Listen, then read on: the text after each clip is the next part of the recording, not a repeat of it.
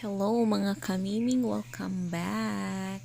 So another day to set up naman tayo ng 4th birthday Frozen theme backdrop. So this is a client from Johnson lang, guys. Ayan na kami, busy-busyhan na kami. So, kinabit natin yung tarpaulin sa backdrop natin, guys. So, finit talaga natin na 6 by 6 feet yan siya, guys.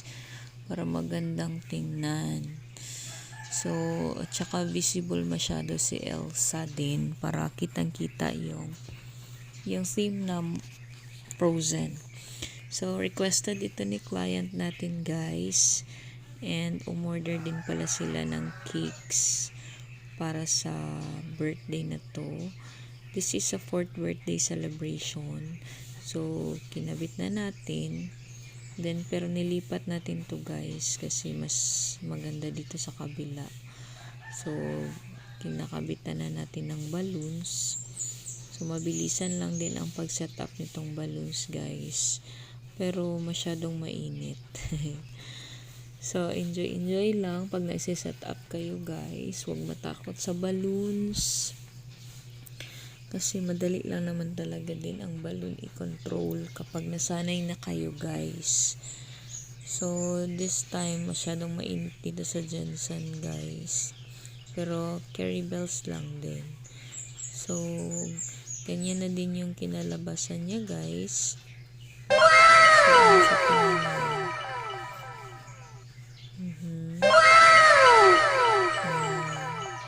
So, bali 3/4 lang natin. Tapos, nalagay din tayo on the side.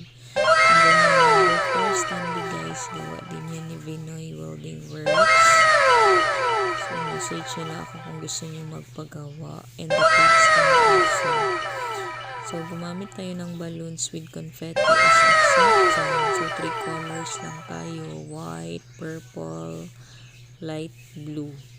So, yun lang yung ginamit nating color combinations. So, mas marami ang light blue para mas ma-appreciate talaga yung theme.